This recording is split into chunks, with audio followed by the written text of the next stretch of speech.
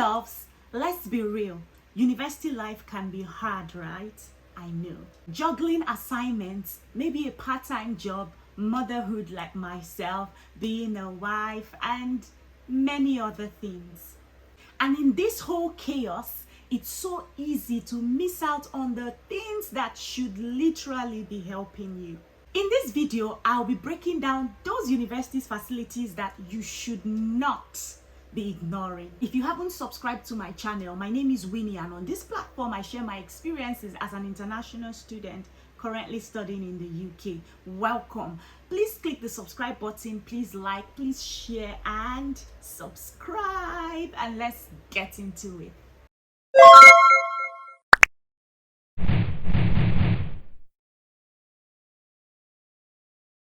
Let's start with the library. And no, it's not just for printing stuff or borrowing books. It has a whole lot that it could offer you. Do you know that your university offers academic writing support? I mean one-to-one peer tutoring to help you build your critical writing skills, essay writing, critical analysis, to write your dissertation, and lots more. Now, these are lifesavers, especially if you've recently moved into the UK and you've come for a background where you only do exams. You know what I'm talking about, right? Besides one-to-one section, do you know that there are critical writing workshops? I mean, where you meet either online or in person, and you get to interact one-on-one with the tutors who will explain to you what critical writing is about, and then you have opportunities to ask questions. And that is where the difference lies between getting a distinction and getting a pass. Do you know that your library also offers support with library search and database search? Are you currently writing your dissertation and you've been asked to do what it's called a systematic review? Then you know that you need, it's not just any type of search, but a search that is done on databases like Sinal, Medline, PsycInfo, and the likes of it. Your university would offer you support on database search. I mean, teach you how to conduct a database search. Instead of Googling random searches or random websites, why not book a session with your librarian so that you can get top-notch support that you really need? The library would teach you how to use filters, and I'll give you my own personal experience.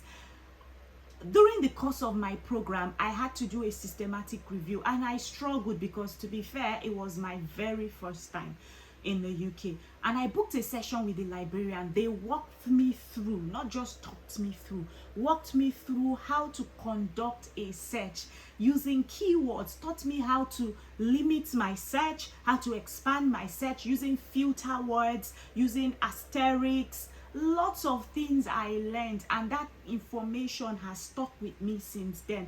And I don't need to tell you, I got a distinction in my dissertation just because I sought help from the library. And I think it's something that a lot of people ignore or don't even know exists. So it's time to visit your library, you know. Now let's talk about your personal academic tutor, your PATs. I'm sure most universities have this resource. These are individuals that are there to give you pastoral support, okay? They should be your go-to person when you've come across challenges, okay? These are people that you should meet with, that would advise you about university policies and the things you should be doing. If you're even struggling with your academics, these are people that you should check in with, okay? Although they should ideally book in check-in sessions to check in with you on your progress as a student. However, you don't have to wait until they book in that session. You can request for a session. They are there to give you pastoral care, all right?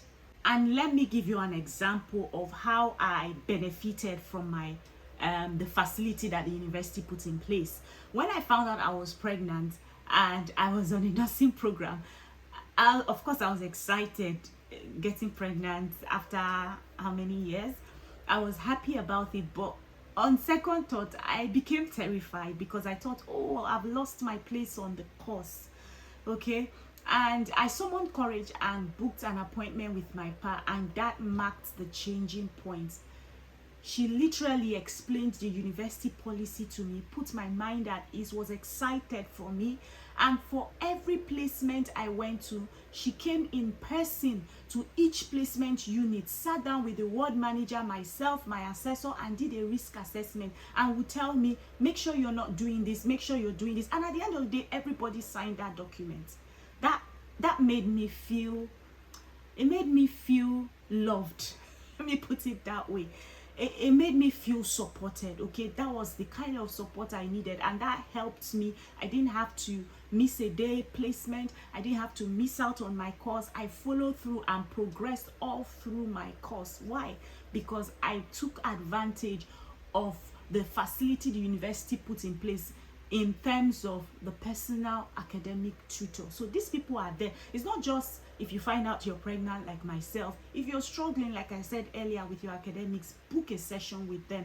They know how to point you in the right directions. They will tell you, even if they don't have the solution, they will find out and they will let you know. They are there to help you. I'll tell you, don't wait until there's a crisis. Book a session with them. Introduce yourself. Get to know them, okay? Now let's talk digital and IT support. Your university has digital support, I tell you. Your university would have access to Microsoft 365, so you don't have to pay for your Microsoft Word, Excel, PowerPoint. Universities have these facilities, okay? And these facilities are there to help you with your assignments. So don't wait until the night before the deadline to start figuring out, oh, how do I get this? How do I get that? Take advantage now. And you also know that they also have access to data analysis softwares like SPSS. I remember when I did an assignment that involved data analysis, I had access to SPSS, courtesy my university, free of charge, okay? And even Adobe, if you're someone into graphic designing and all that, your university will have access to such. Just ask questions, okay, and they will give it to you. All right, it's subject to terms and condition, probably as long as you're a student, blah blah blah, but they would explain these terms and conditions to you also. Now let's talk about study skills support. Now I'm not saying academic writing, I'm saying study skills in terms of managing your time, planning your essays, note taking, reflection. Your university has support to help you in this regard. Okay, just make inquiries, ask questions, and they will point you in the right direction. So if you've been out of education for a while, maybe the last time you did your BSc was say 5, 6, 7 years ago, and you're just coming back into education, then this is something that would really help you. So don't miss out on it. Start asking questions. Ask the university. They have these facilities in place, okay? They can help you, teach you how to manage your time, teach you how to plan your essays, teach you how to do note taking, how to do color, is it color grading or something? It's not color grading, but there's a way you take notes using colors, highlighting, to just, they teach you how to do these things, okay? And now let's talk about careers and employability. I'm sure there's no international student in the UK that has come in here and doesn't want a job after studying, okay? Even if you're going back home, you still want to explore for a couple of months, you still want a job, okay? Now this is what the university resources there. They have career services. They can help you with CVs, okay? You see that CV that you took from Nigeria or Ghana or wherever it is you've come from, it's not the same way here. For starters, it was when I got to the UK I realized that on your CV, you're not supposed to be putting your, you know, back home where we put phone number, we put address, you're not supposed to be putting all that on your CV. You're literally supposed to be putting your experience, okay? You don't need to put all of that information. It's not needed. It was when I got here I realized it. And the reason a lot of people might not be getting jobs might be because their CV is not suitable for the UK environment they are in. So that is what the career services at your university offers. They offer you support with doing your CV. They offer you support with preparing for your interviews. They also offer you support with post-university steps. You've graduated from university. What are the next steps? What are the things you can explore? They can guide you. They can also offer you support with part-time jobs. Tell you the sites where you can apply for these jobs, how you can apply for the jobs. They offer, is so resourceful, okay? The career services. They also help you with your LinkedIn profile. Do you know people get jobs via LinkedIn? They show you how. And one thing you should know is that all these facilities, they are not extra. They come in with the school fees you've paid or you are paying. It comes with a package. So why not take advantage of it? Now let's talk well-being and mental health services. Do you know that your university possibly offers you mental health counseling for free, mental health advice, workshops on how to manage stress, sleep, anxiety, and even support groups? Now, in my university, just recently, I found out there's a support group called Parenting Support Group. And from time to time, they're sharing articles, ideas on how to manage parenting and juggle it with work and school and create a balance and do well in all three. So this is a facility I did not know was existing until recently, a parenting support group. Okay, so check in with your university. There are support groups there. These groups are there to help you maintain a positive mental health and well-being. Okay, so take advantage of it. I'm sure your university might even have some quiet rooms or even prayer rooms. Just find out. It's possible they could have these facilities. Now, if you're overwhelmed or you're anxious and you probably need to talk to someone, there is a resource available at your university to support you. So you don't need to wait until you're in crisis to ask for support. Okay, ask for help early. Now let's talk about some bonus, some extras. Find out from your universities, do they have a parent and breastfeeding room? They probably do have a breastfeeding room on your campus. Find out, do they have study spaces where you can go and relax? When I mean study spaces, I don't mean the general library. I mean a secluded space where you can do your silent study. Find out, they could have some rooms like that that you need to pre-book. Find out.